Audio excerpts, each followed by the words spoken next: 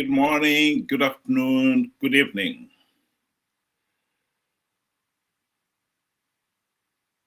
2026 is here. And a year ago this month, Blessed Geza, Runesu, and three of his comrades best on the political scene in Zimbabwe exploded, if you want, to start what he called the Geza Revolution. A year later, I think many people would agree that the explosion was more like a firecracker. Tonight, we'd like to talk about that. I would like to set the scene and start with a scene in the Bible. I know many Zimbabweans are Christians, and they're familiar with the story of David, King David. I particularly like this scene because this is the point where Samuel realizes David and his potential. I'll just play a short clip of it. It's from the movie The House of David.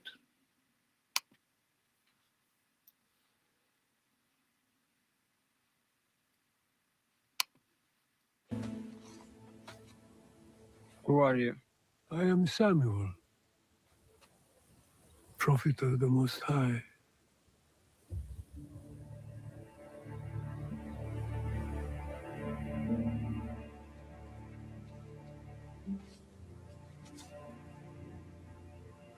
Look at me, son of Jesse.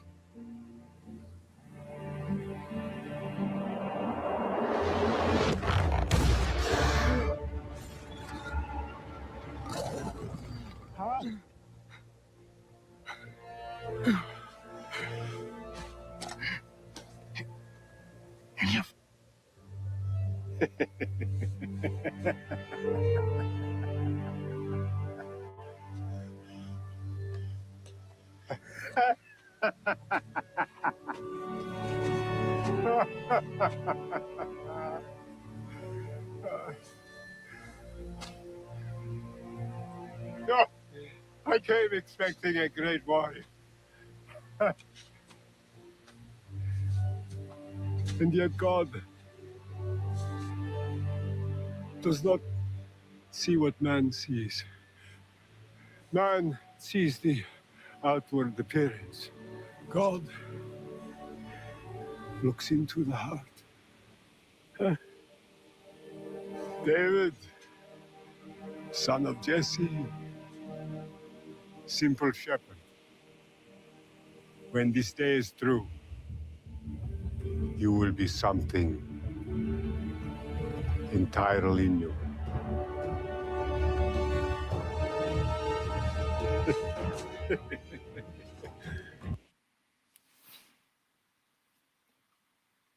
I think for ordinary mortals, we only see the outward appearance, and we pick our leaders on the basis of what we can see. But sometimes we have the opportunity to see who those people really are, if we only bother to look at their history, their background. We cannot pretend that leaders like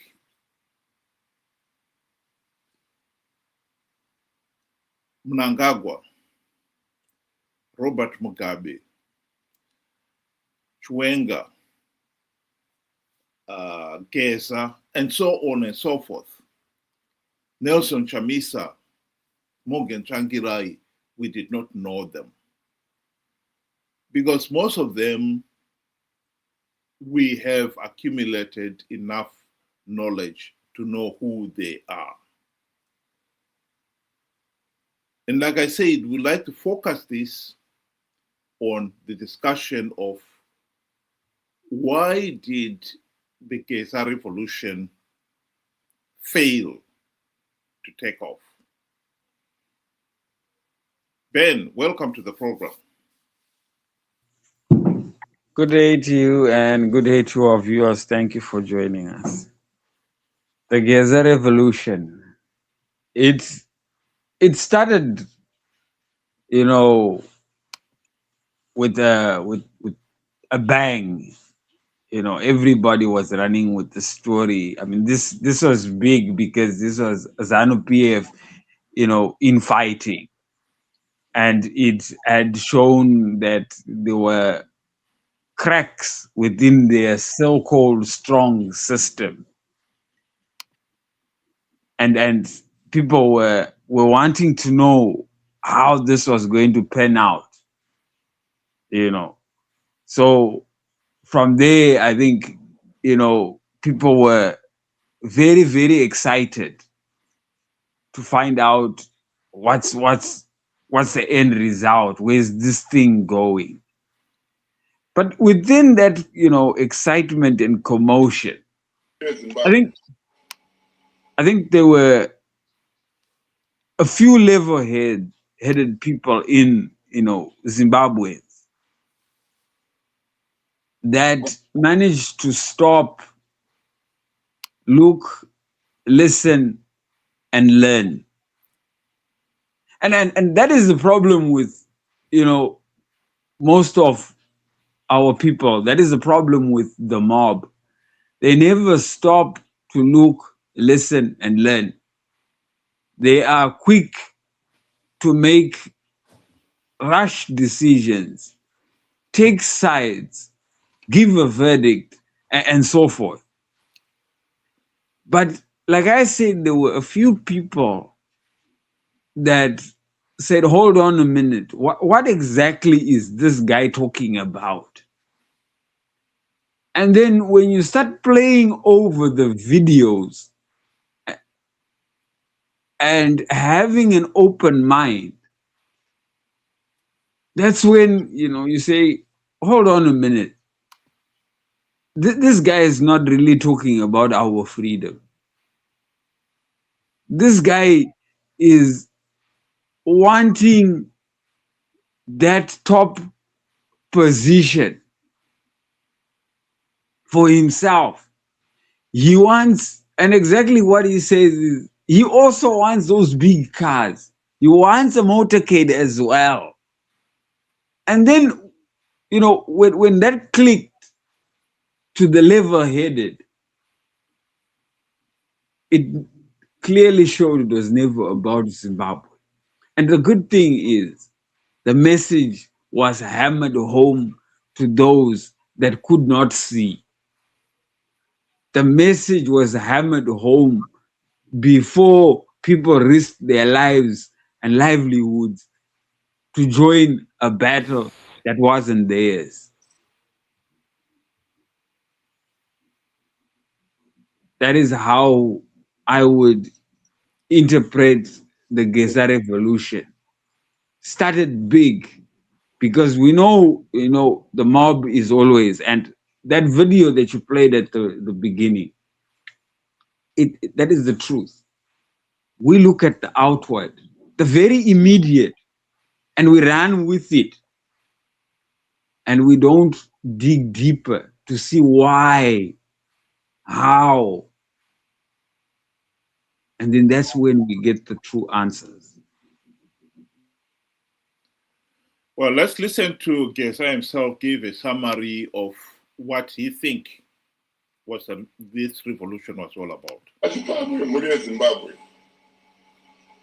Blessed Geza, Comrade Bombshell.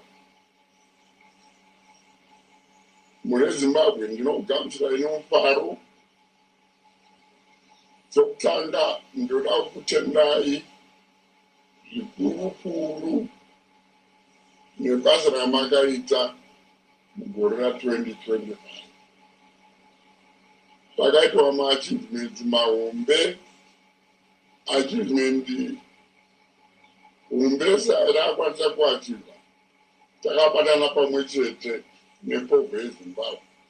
Inyaya yekuti takamisa 2030. Vachida vasingadi 2030 takaimisa. Right. Saka muri weZimbabwe tinokutendai, ngatirambe takabatana. Tava kupinda mugore ra2026. Gore ra2026 igore rekudzosera masimba evanhu kuvanhu. Saka gore ra26 pane maprogramu akawanda atakaronga ekuti power idzoke tobvisa vanhu vedu musungwa, right, wejob raMnangagwa nezvigaranda zvake. Saka This raises an important issue here. As much as people would agree that when Geza and his three comrades, based on the political scene, and called the Mnangagwa 2030 agenda bullshit, that gave people the confidence to denounce it. They were saying something that many people out there wanted to say, but didn't have the courage to say it. So that point is taken. Why did it fail to take off? Why was it a lead balloon that never took off and could never take off? The reason why that was the case is because these people, our friend Geza and his colleagues, who are now saying we want to give power to the people, said the same thing during the fight for independence. And when the country did finally gain its independence, they never gave the people the power. 45 years is a long time for one to deny the people their fundamental rights. And when you look at the way Zanu PF denied the people their fundamental rights, you realize this was not just an accident. This was a calculated thing.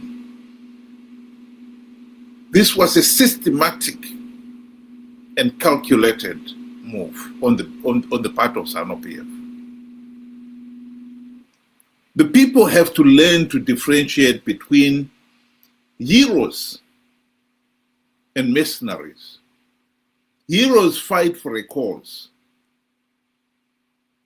Mercenaries may use the cause as a smokescreen to push their own selfish agenda.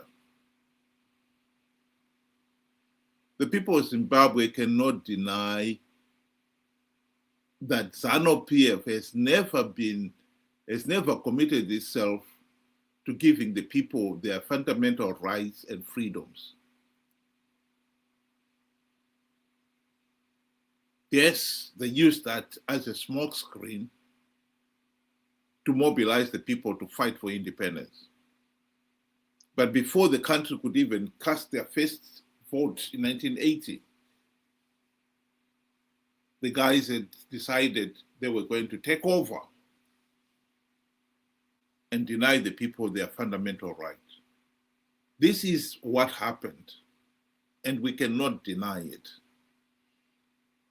And I believe the reason why the Geza revolution never took off was because the people knew who Geza, Chiwenga, Mnangagwa, Mugabe, and the whole Zanu PF regime were. These were thugs. They were only pretending to care when it suits them, but will abandon that ASAP. The people were not fooled by Geza's sentiment that he wanted to remove the Zanu PF, the Mnangagwa dictatorship, because they could see he was also queuing up to replace Mnangagwa with another dictator. We cannot claim that we did not see it because we have seen it, we have known it. All these years we have known Zanu PF to be thugs, vote-rigging thugs. And to keep on pretending somehow they will change would have been very naive. Very naive indeed.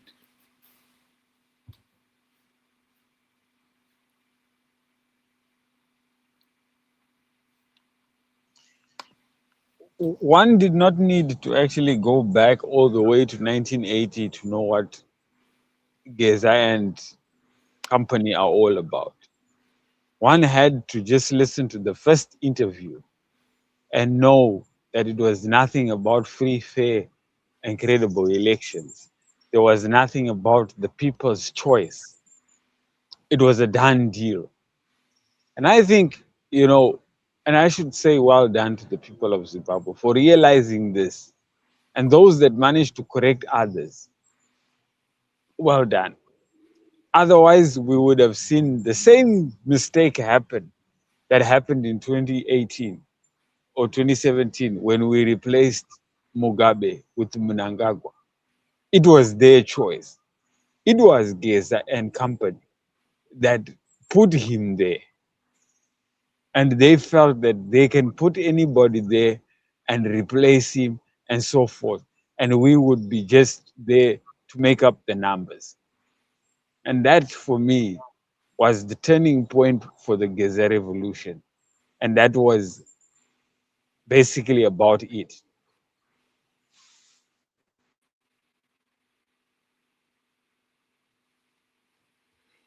Well, the other interesting development here is what also happened in the opposition camp. 2023, millions of people were conned by Chamisa to participate in those flawed elections because they believed Chamisa when he told them that he had plugged all the vote rigging loopholes and Triple C was going to win big. I would like to believe that people have learned their lesson from that. I'd like to play this video clip of Chamisa making that promise because it is an important historic fact. Makorokoto Zimbabwe nokuti hakuna munhu anomira kana denga raronga plan. Denga raronga plan, denga harifo iri. Plan ya Mwari haifo iri. Ini ndatanga kugadzira cabinet. There is no way we are not going to form a new cabinet. There is no way we are not going to have a celebration. There is no way we are not going to have an inauguration. Let's start preparing for our inauguration. Let's start preparing for our celebration.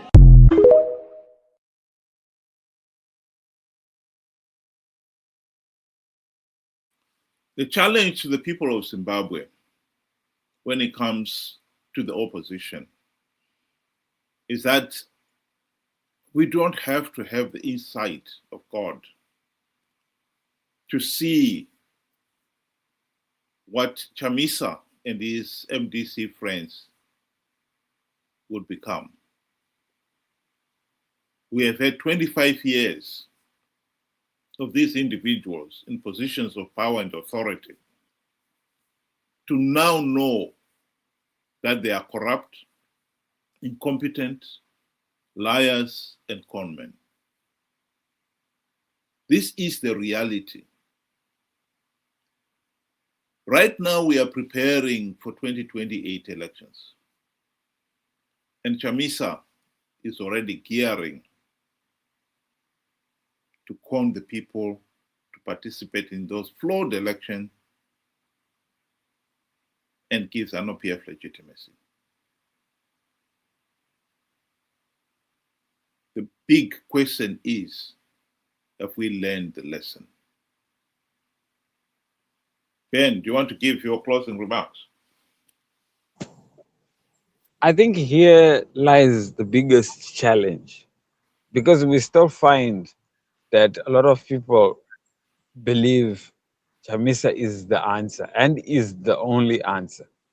And they have taken the task upon themselves to defend him at all costs, even though you can even show them all the amount of evidence that shows that Chamisa is truly a conman. They will not have it.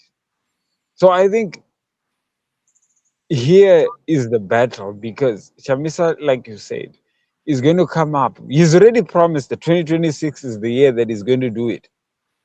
So we have to warn the people that, hey, remember what this guy has done and what this guy is capable. He will lie to you and take a sabbatical about it. So it is now up to the people to accept that as acceptable, or to finally bring him to task, to say, hey, hold on a minute. You lied to us and you left us there in the mud. Where are the answers? Where are the promises?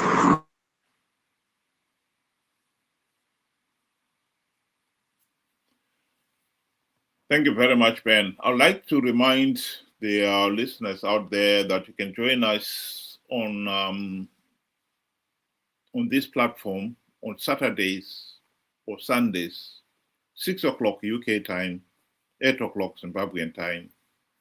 And the link was shown on the bottom of your screen. It's being shown on your the bottom of your screen right now. And we use the same link all the Saturdays and Sundays. So you're welcome to join us. I just want to conclude this with a video clip, a recent one, of Chamisa addressing some of his followers.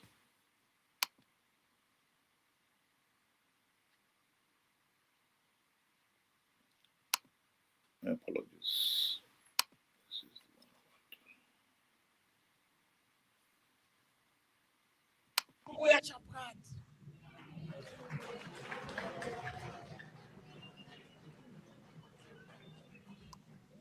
Kurukuya chapati. Chapati chinosumuka chichibva pasi, tiri kuronga chapati. Ende hachimisike kana uri ani, chapati chinokupractice. Kurukuya chapati.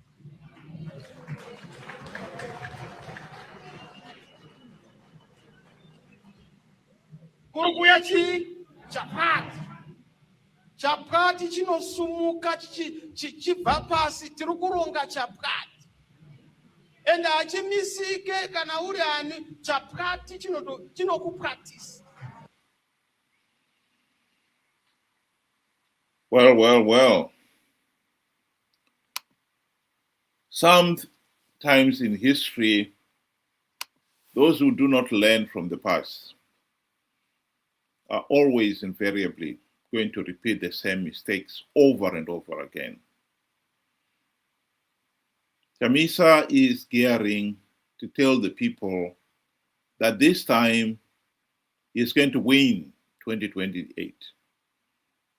Con them to participate in those flawed elections and give Zanu PF legitimacy and perpetuate the dictatorship. We really have to stand up and stop him. There are people out there who are finding it very difficult to learn from the past. And he's taking advantage of those people. One of the tragedies of Zimbabwe is that we had universal suffrage. We gave the vote to people who don't even understand what their responsibility is when you have the vote. And because of that, we found ourselves in a situation where many of our Zimbabweans are gullible, ignorant, and naive, and they are easily conned. Zimbabwe has had 45 years of independence and 45 years of rigged elections. This is an outrage. We cannot allow it to continue. And yet, if Chamisa is allowed to con his followers in their millions again, he will give Zanu PF legitimacy. And we will have yet another rigged election and drag the nation deeper and deeper into the political, economic, and social abyss. We do not need the insight of God to know what is inside the vessel. We know who Chamisa is. Chamisa is a liar. He is a conman. He is corrupt. He is incompetent. He is not a demigod who can do no wrong. We just need the common sense to apply that knowledge. I seriously hope that 2026 will be the year when more and more people will open their eyes and their minds and see leaders like Chamisa, Blessed Geza, Chiwenga, Mnangagwa, for who they really are, and not to be easily conned into believing their idiotic lies and be conned to participate in flawed elections only to perpetuate the nation's suffering. We owe it to ourselves, to our children, and posterity to put an end to the madness of rigged elections. Thank you very much, those who were able to join us tonight, and I hope you'll be able to join us tomorrow particularly, and join us on the platform if you can. Good night.